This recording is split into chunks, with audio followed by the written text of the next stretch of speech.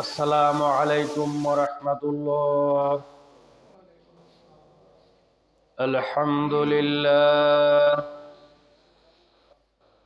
আলহামদুলিল্লাহি কাফা ওয়া সালামুন আলা ইবাদিহিল্লাযীনা ইসতাফা। আউযু বিল্লাহি মিনাশ শাইতানির রাজীম। بسم الله الرحمن الرحيم. يا أيها الذين آمنوا توبوا إلى الله توبة نصوحا. وقال النبي صلى الله عليه وسلم: التائب من الذنب كمن لا ذنب له. فقد قال الله تعالى في شان حبيبه آمرا ومخبرا: إن الله وملائكته يصلون على النبي. يا أيها الذين آمنوا صلوا عليه وسلموا تسليما. اللهم صل على سيدنا مولانا محمد وعلى آل سيدنا مولانا محمد. اللهم صل على سيدنا مولانا محمد وعلى آل سيدنا مولانا محمد. قبر بيت كل الناس داخلون، موت كاس كل الناس شاربون. اللهم صل على سيدنا مولانا محمد وعلى آل سيدنا مولانا محمد. মুআজ্জাজ হাজিরিন, উপস্থিত অত্র মৌলভীপাড়া জামে মসজিদে আগত বিভিন্ন বয়সের মুসল্লিয়ানে কেরাম, শুরুতে আমরা মহান রব্বুল আলামিনের দরবারে শুকরিয়া আদায় করি, যিনি আমাদেরকে দয়া করে মেহেরবানি করে তার হুকুম সালাতুল জুমা আদায়ের জন্য মসজিদে আসার হাজির তৌফিক দান করেছেন।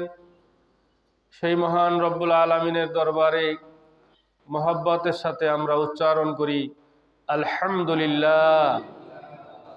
দরুদ ও সালাম আকায়ে নামদার তাজদার মদিনা, মানবতার মহান শিক্ষক জনাবে মুহাম্মদ রাসূলুল্লাহ সাল্লাল্লাহু আলাইহি ওয়াসাল্লামের। সম্মানিত হাজিরিন, আজ 27শে ডিসেম্বর 2024 ইংরেজি, 12ই পৌষ 1431 বাংলা, 25শে জমাদিউল সানি 1446 হিজরি। আজকের এই জুমার মাধ্যমেই 2024 সাল আমাদের কাছ থেকে বিদায় নিয়ে যাবে। আমরা কেউ কিন্তু জানি না যে আগামী বছর এই ডিসেম্বর মাসের জুমার নামাজ আমরা পাবো কিনা। আমরা কি জানি? কেউ জানি না। এই জন্য যেহেতু আমাদের এটা অনিশ্চিত, এই জন্য আমাদের বিগত জীবনের গুনাহের জন্য, ভুলের জন্য কি করতে হবে? আল্লাহর কাছে তাওবা করতে হবে,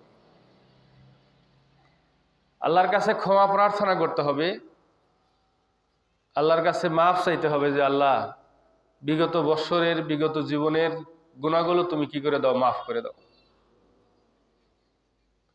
মহান রব্বুল আলামিন কালামে হাকিমের মধ্যে আমাদেরকে উদ্দেশ্যে বলেছেন, বিভিন্ন জায়গার মধ্যে এই কথাগুলো বলেছেন। আমি সূরা তাহরিমের ৮ নম্বর আয়াতখানি আপনাদের সামনে তেলাওয়াত করেছি। এর অর্থ হচ্ছে, ইয়া আইয়ুহাল্লাযীনা আমানু, হে ঈমানদারেরা। তাতে বোঝা যায় যে ঈমানদারেরও ভুল হতে পারে, ঈমানদারেরও গুনাহ হতেই পারে। এই জন্য আল্লাহ পাক বলছেন, হে ঈমানদারেরা, তুবু ইলাল্লাহ, তোমরা আল্লাহর নিকট তওবা করো, তোমরা আল্লাহর নিকট ফিরে আসো, তোমরা আল্লাহর হুকুমের দিকে, আল্লাহর ইতাআতের দিকে কি করো? রুজু হও।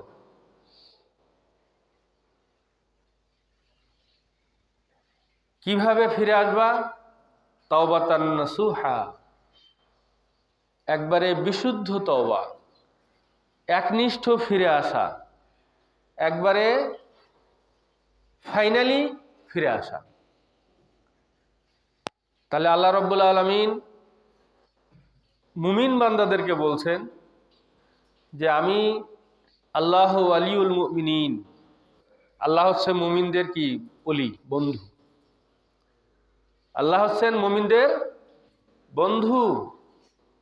ও রাসূলুহু, বলা হয়েছে এরপরে যে আল্লাহর রাসূলও মুমিনদের বন্ধু। আল্লাহ পাক আমাদের কেমন বন্ধু?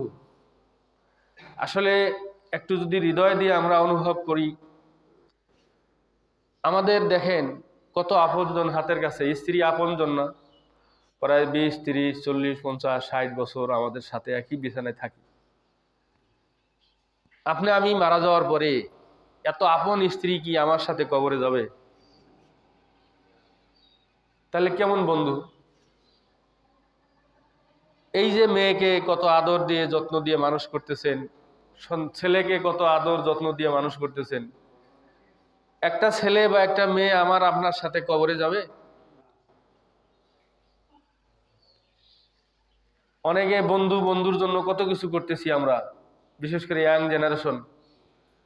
কোনো বন্ধু কবরে যাবে?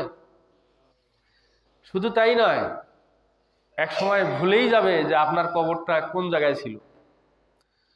দিন যত চলে যাবে কবর জিয়ারতও কমে যাবে। প্রথম হয়তো কয়েকদিন কবর জিয়ারত করবে, এরপরে নাই। তাহলে আমি সেই রুহের জগতে,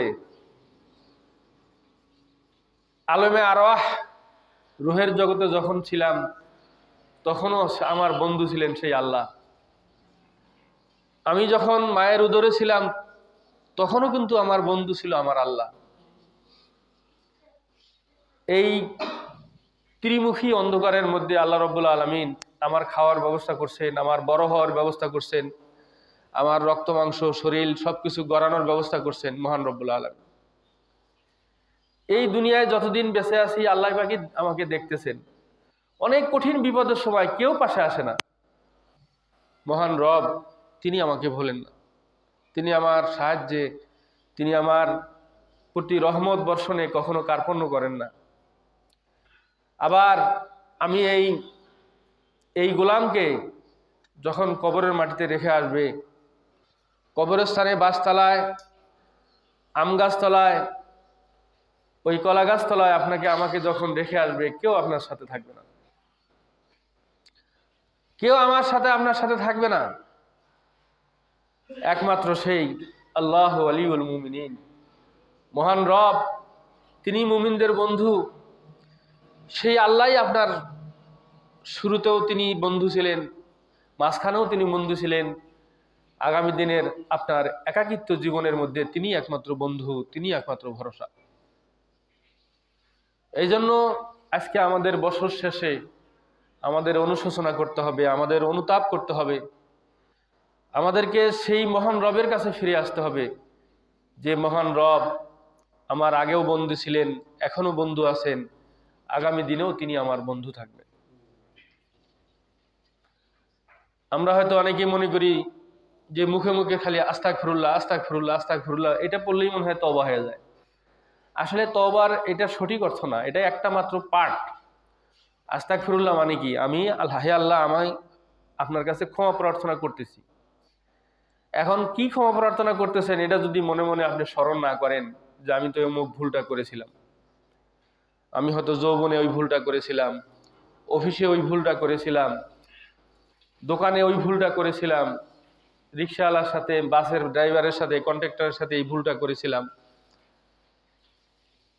হাসপাতালে এই ভুলটা করেছিলাম, আমি বিভিন্ন জায়গায় আমি আপনি যে ভুলটা আমরা করেছি বা করেছিলাম সেই ভুলের জন্য মনের মধ্যে অনুশোচনা তৈরি হওয়া, এই জন্য জোরে জোরে বা ঘন ঘন আস্তাগফিরুল্লাহ বলার মধ্যে তওবা নাই। তওবা হলো কি, আপনার আমার মন থেকে, দিল থেকে আমার অতীত জীবনের গুনার কথা স্মরণ করে সেটার থেকে কি করা, আল্লাহর কাছে ক্ষমা প্রার্থনা করা। সেটা যদি ধীরে ধীরে হয় তবু কোনো সমস্যা নাই।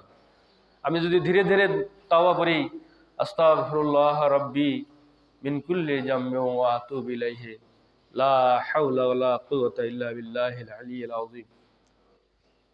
যদিও কোনো ইসলামী চিন্তাবিদগণ বলেছেন এটাই হচ্ছে তাওবাতুন নসুহা। আসলে নসুহা শব্দের অর্থ হলো কি, বিশুদ্ধকরণ। একজন মধু চাষি মোম, তারপরে মানে মৌমাছির পাখা, বিভিন্ন ধরনের ময়লা, এগুলোর থেকে কি করে, রিফাইন করে মধুটাকে কি আলাদা করে না? এখন কিন্তু এটার জন্য মেশিনও বের হয়েছে। এই মধু রিফাইন করার জন্য মধু এক পাশ দিয়ে বেরিয়ে যাবে, আর এক পাশে কি হবে, গাদ, ময়লা, মোম, পাখা, এগুলো বের হয়ে যাবে। এই যে বিশুদ্ধকরণ, এটাকে বলা হয় নসুহা। অর্থাৎ আপনার আমার দিলের মধ্যে যে পাপ আছে, যে গাদ আছে, যে ময়লা আছে, যে হিংসা আছে, যে অপরাধ বোধ আছে, সেইটাকে এটা গাদমুক্ত করা, এটাকে পরিশুদ্ধ করা, এটা হচ্ছে তাওবাতুন নসুহা। হযরতে আলী রাদিয়াল্লাহু তাআলা আনহু বলছেন যে 6টা জিনিস যদি তোমার মধ্যে থাকে তাহলে তোমার তওবাটা তাওবাতুন নসুহা হবে। কি? অতীতে মন্দ কর্মের জন্য অনুতাপ, অতীতে যে ভুলটা হয়েছে এটার জন্য মনে মনে তওবা। 2 নম্বর হলো যেসব ফরজ ওয়াজিব তরক হয়েছে সেগুলো কাজা আদায় করা। একজনের হক নষ্ট করছেন, এক দোকানদার আপনার কাছে টাকা পাবে, এই জন্য আপনি যদি 100 বার আস্তাগফিরুল্লাহ পড়েন বা 1 লাখ বার পড়লেন আস্তাগফিরুল্লাহ, কাজ হবে?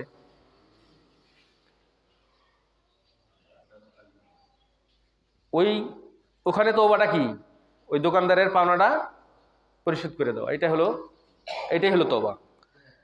কারো ধন সম্পদ অন্যায়ভাবে গ্রহণ করা হয়ে থাকলে সেটা প্রত্যাপন করা। কারো সম্পদ নিছেন অন্যায়ভাবে, তাকে বুঝিয়া না বুঝিয়া ভুলে ভালে লিখে নিছেন, আপনি যতবারই আস্তাগফিরুল্লাহ পড়েন না কেন কোনো লাভ নাই। ওই জমি আগে তাকে, ওই অংশ আগে, ওই সম্পদ আগে তাকে ফিরে দিতে হবে। কাউকে হাতে অথবা মুখে কষ্ট দেওয়া হয়ে থাকলে তার কাছ থেকে মাপ নিতে হবে। ভবিষ্যতে সেই গুনাহ না করার সংকল্প করতে হবে। নিজেকে যেভাবে আল্লাহর নাফরমানি করতে দেখেছিলে সেইভাবে আল্লাহর আনুগত্যে রত দেখতে হবে। এই 6টা জিনিস যদি তোমার মধ্যে থাকে, হযরত আলী রাদিয়াল্লাহু তাআলা আনহু, আলী রাদিয়াল্লাহু তাআলা আনহুর নাম শুনেছেন? তিনি খলিফাতুল মুসলিমিন, জান্নাতের সুসংবাদ প্রাপ্ত সাহাবা, নবীজি সাল্লাল্লাহু আলাইহি সাল্লামের জামাতা, হযরত ফাতেমা রাদিয়াল্লাহু তাআলা আনহার স্বামী, ইমাম হাসান এবং হুসাইন রাদিয়াল্লাহু তাআলা আনহুমার আব্বা।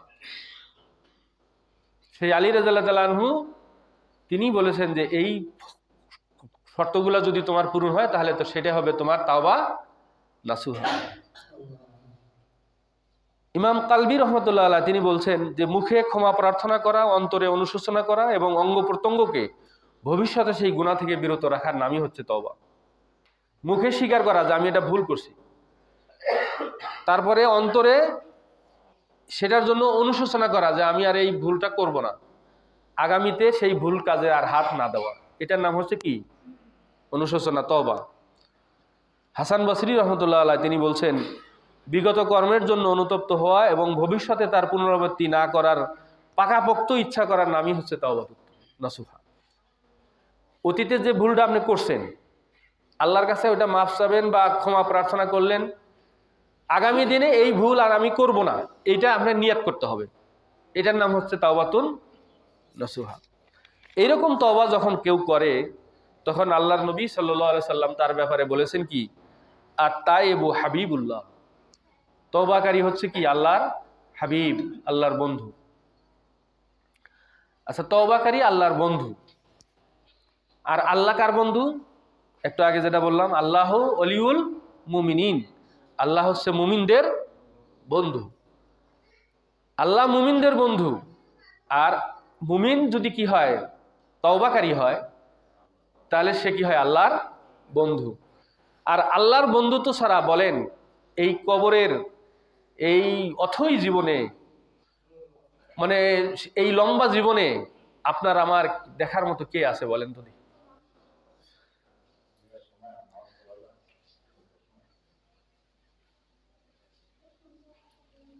আর তওবাকারী কি হয়? আল্লাহর বন্ধুতে রূপান্তরিত হয়ে যায়।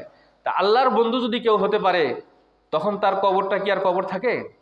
তখন তার কবরটা কি হয়ে যায়? জান্নাতের টুকরা হয়ে যায়। কবরটা কি হয়ে যায়? জান্নাতের টুকরা হয়ে যায়। জান্নাতের সাথে ওটার লিঙ্ক করে দেওয়া হয়, ওটা এসি চালু হয়ে যায়, আরামদায়ক বিছানা হয়ে যায়, খুশবু সুগন্ধে ভরে যায়।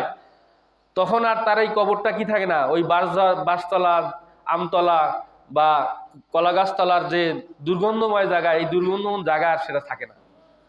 তখন তার কবরটা হয়ে যায় জান্নাতের কি একটা লিঙ্ক, একটা টুকরা, জান্নাতের একটা অংশ হয়ে যায়।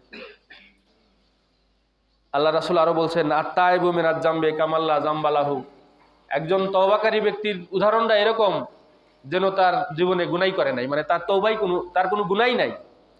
অর্থাৎ কোনো কিছু একবারে মুছে দেওয়া, একবারে ডিলিট করে দেওয়া, একবারে মোচন করে দেওয়াই হচ্ছে কি তওবা। আল্লাহ রাসূল সাল্লাল্লাহু আলাইহি ওয়াসাল্লাম একটা হাদিসে বলেছেন, ইন্নাল্লাহা ইয়াবসুতু ইয়াদাহু বিত-তাওবাতি লিমাসিয়িল লাইলি ইলান নাহার, আল্লাহ রাব্বুল আলামিন তার রহমতের হাতকে কি করে দেন? প্রসারিত করে দেন যারা তওবা করে। লিমাসিয়িল লাইলি ইলান নাহার, একবারে রাতের প্রথম ভাগ থেকে নিয়ে সকালবেলা সূর্য উদয় পর্যন্ত তিনি তার রহমতের হাতকে কি করে দেন? প্রসারিত করে দেন, যে বান্দা কখন তওবা করে, কখন আমার কাছে ফিরে আসবে। এরপরে আল্লাহ রাসূল বলছেন, ওয়ালে মাসিয়ান নাহার ইলাল লাইলে, এবং সকালবেলা সূর্য উদয় থেকে শুরু করে আবার সূর্য অস্ত পর্যন্ত তিনি তার রহমতের হাতকে কি করেন? উদার করে দেন, প্রসারিত করে দেন। এবং হাত্তা তাতলিয়া শামসা মিন মাগরিবিহা, পশ্চিম দিক থেকে সূর্য উদয় না হওয়া পর্যন্ত আল্লাহ রাব্বুল আলামিনের এই ক্ষমা করার, তওবা গ্রহণ করার এই হাতটাকে কি করেন? তিনি উদার করে, অবারিত করে, প্রসারিত করে তিনি বান্দাদের জন্য কি করেছেন? খুলে রেখেছেন। এখনো আপনি আমি সেটা গ্রহণ করব কি করব না, এটা হলো আমাদের ব্যাপার। কিন্তু আল্লাহ রাব্বুল আলামিন তিনি উদাত্ত কণ্ঠে আহ্বান জানাচ্ছেন, হে আমার বান্দারা, তোমরা কি করো? আমার কাছে তওবা করো, আমার কাছে ফিরে আসো। তুবু ইলাল্লাহ, তোমরা আল্লাহর কাছে ফিরে আসো, আল্লাহর কাছে তওবা করো, আল্লাহর কাছে প্রত্যাবর্তন করো। আল্লাহ রাসূল সাল্লাল্লাহু আলাইহি ওয়াসাল্লাম একটা হাদিসে বলেছেন, মা মিন সাওতিন আহাব্বু ইলাল্লাহি মিন সাওতি আবদিন মুজনিবিন তাইবিন ইয়াকুল ইয়া রব, কোন গুনাহগার বান্দা তার মুখ থেকে যখন উচ্চারণ করে ইয়া রব, হে আমার পালনকর্তা, হে আমার মুনিব, হে আমার স্রষ্টা, এই কথাটুকু যখন বলেন, আল্লাহ রাব্বুল আলামিন তার জবাবে বলেন, ফায়াকুলুর রব্বু লাব্বাইকা ইয়া আবদি, হে আমার গোলাম, হে আমার বান্দা, আমি কি আছি? হাজির আছি, বলো। সাল, তুমি প্রশ্ন করো, তুমি চাও। মা তুরিদ, তুমি কি চাও? একজন বান্দা যখন তওবার নিয়াতে গভীরে দিল থেকে আল্লাহ রাব্বুল আলামিনকে ডাক দিয়ে বলে, হে আমার রব, রব্বি, হে আমার রব, আল্লাহ রাব্বুল আলামিন সাথে সাথে বলেন, লাব্বাইকা ইয়া আবদি, হে আমার বান্দা, আমি হাজির, আমি উপস্থিত, বলো। সালমা তুরিদ, তুমি বলো, কি চাও তুমি? আনতা ইনদাকা বা'দে মালাইকাতি, তুমি যখন তওবা করা শুরু করছো, তোমার মর্যাদার মানুষ নাই, তুমি আমার কাছে একজন ফেরেশতার সমতুল্য। সুবহানাল্লাহি ওয়া বিহামদিহি। একজন বান্দা যখন তওবা করা শুরু করে, তখন আর সে শুধু বান্দা থাকে না, আল্লাহ পাক আল্লাহ রাসূলের মাধ্যমে আমাদেরকে জানিয়ে দিয়েছেন যে আনতা আনদি, তুমি আমার কাছে কাবাদে মালাইকাতি, অন্যান্য ফেরেশতার মতো তোমার মর্যাদা এখন। আনা আন ইয়ামিনিকা ওয়া আন শিমালিকা, আমি তোমার ডানে আছি হে আমার বান্দা, আমি তোমার বামে আছি। ওয়া ফাওকিকা ওয়া কারিবুম মিন জামিরে কলবিকা, আমি তোমার উপরে আছি, আমি তোমার অন্তরে যেখানে বুদবুদ আকারে শব্দ হচ্ছে, অন্তরের মধ্যে কলবের মধ্যে যে বুদবুদ আকারে শব্দ হচ্ছে ফিসফিস করে, আমি সেই জায়গায় তোমার কাছে এসে হাজির হয়ে গেছি। হে আমার বান্দা, তুমি কি করো, বলো তুমি কি চাও আমার কাছে, আমি তোমাকে সেটা দেব। উশহিদু ইয়া মালাইকাতি, আল্লাহ পাক আরো বলেন ফেরেশতাদেরকে, হে আমার ফেরেশতারা তোমরা সাক্ষী থাকো, আন্নী কাদ গাফারতু লাহু, আমি এই বান্দাকে ক্ষমা করে দিয়েছি। সবাই বলেন সুবহানাল্লাহ। তাহলে আল্লাহ রাব্বুল আলামিনের কাছে প্রিয় শব্দ হচ্ছে তওবা। ইয়া রব, হে আমার রব, আস্তাগফিরুকা, আস্তাগফিরুল্লাহ, আমি তোমার কাছে ক্ষমা চাই বা আমি আল্লাহর কাছে ক্ষমা চাই। এই শব্দটা মহান রব্বুল আলামিন খুব পছন্দ করেন, তিনি ভালোবাসেন, তিনি মহব্বত করেন, এবং সেই বান্দার জন্য তিনি তার রহমতের হাতকে প্রসারিত করে দেন এবং বলতে থাকেন, হে আমার বান্দা তুমি যা চাও আমি তাই তোমাকে দিব, তুমি বলো।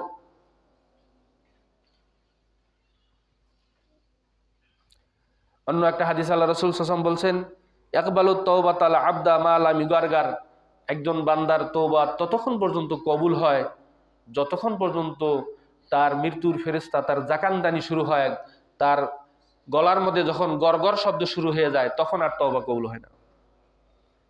মালাকুল মউত যখন আপনাকে ক্যাচ করে ফেলে, মানে আপনার কানেকশন আর দুনিয়ার সাথে নাই, তখন তো সব দেখা যায়, তাই না?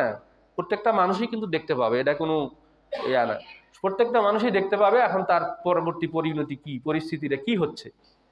তখন তো সে তওবা করবেই যে আমি তো আসলে ভুলের মধ্যে ছিলাম, সে তওবা করতে চাবে, তওবা করবেও। মহান রাসূল সাল্লাল্লাহু আলাইহি সাল্লাম আমাদেরকে আগেই জানিয়ে দিয়েছেন যে মালাকুল মাউত যখন তোমার কণ্ঠনালীকে চেপে ধরবে, গড়গড় শব্দ যখন শুরু হবে, তখন আর তোমার তওবা কবুল হবে না।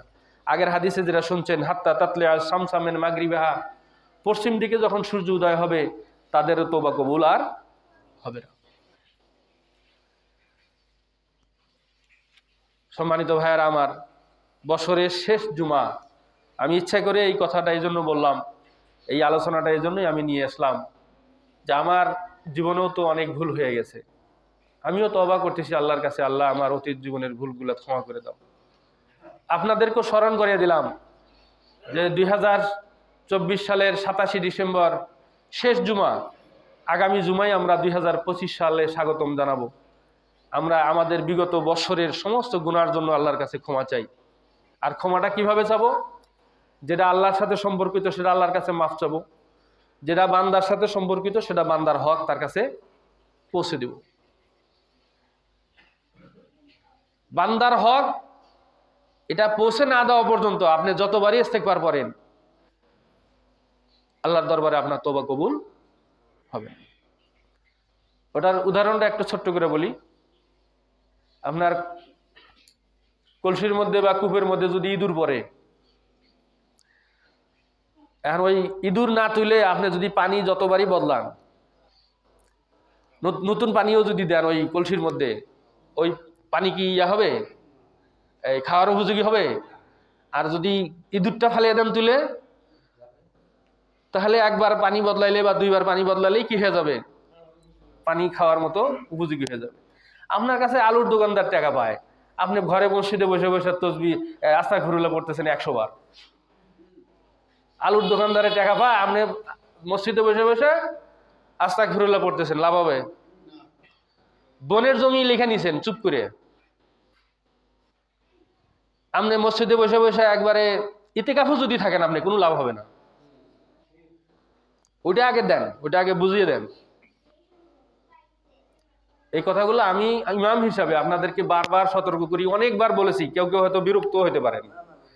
আমি এই কথাগুলো কি জন্য বলি বলেন তো ভাই? আমি চাই যে আপনারাও নাজাত পান, আমিও যেন নাজাত পাই। আমি ইমাম হিসাবে আপনাদেরকে বলছি, আপনারা যেন এই কথাটা বলতে পারেন যে হ্যাঁ এই কথাটা আমরা শুনছি ইমাম সাহেবের কাছ থেকে, এই হক কথাটা শুনছি, বা এই কথাটা ওয়াজটা আমরা শুনছি। এই জন্য আমি চাই, আমি আপনাদের সাথে আমার কোনো শত্রুতা নাই, আমি কারো ব্যক্তিগত বিষয় জানিও না কে কি করছেন। আল্লাহর ওয়াস্তে যদি কোনো বান্দার হক নষ্ট করে থাকেন, কোথাও পাওনা থেকে থাকে, কোথাও কুতু ঠকে থাকেন কাউরে, আল্লাহর ওয়াস্তে এগুলা আগে দেন, বুঝিয়ে দেন। প্রয়োজনে হাত ধরে মাফ নিয়ে আসেন। এক দোকানদারের কাছে আপনি যদি হাত ধরে মাফ চান যে ভাই এতগুলো টাকা পাইতি, আমি এই কয়টা টাকা দিলাম আর আমি জোগাড়ই করতে পারতেছি না, আল্লাহর রাস্তায় মাফ করে দিস, মাফ করে দিবে না ভাই? কিন্তু আপনি ক্লিয়ার হন, এটাই হচ্ছে তওবা। আসেন বৎসর শেষে আমরা তওবা করি এবং আল্লাহ যেন আমাদের বিগত বৎসরের, বিগত জীবনের গুনাহগুলো মাফ করে দেন। সবাই বলুন আমিন। আগামী বৎসর জন্য আমরা যেন সবাই একবারে নিষ্পাপ বেগুনা মাসুম হয়ে একবারে শুধু নেকির কাজ, শুধু কল্যাণের কাজ, আমার নিজের জন্য, আমার দেশের জন্য, আমাদের দেশটাও যাতে আগামী বছর ভালোভাবে চলে। আগামী বছর কিন্তু ভালো একটা আপনাদের সিদ্ধান্তের বিষয় আসবে, তাই না? আমাদের আগামী বছর হয়তো আমাদের দেশের জন্য নতুন করে একটা সরকার গঠন হতে পারে। ভেজালের মধ্যেই থাকবেন না একটু ভেজাল মুক্ত হবেন? ইনশাআল্লাহ সেই নিয়তটাও করতে হবে আজকে আল্লাহর কাছে, যে আল্লাহ এই বছর যা করছি ভুল তুমি মাফ করে দাও, আগামী বছর আমি নিজেও কোনো অন্যায় করব না, আমিও ভেজাল মুক্ত হব, এই দেশও যেন ভেজাল মুক্ত হয় সে চেষ্টা আমি করব। আল্লাহ পাক আমাদের সবাইকে সে তৌফিক দান করুন, আমিন। ও আখিরু দাওয়ানা আলহামদুলিল্লাহি রাব্বিল আলামিন।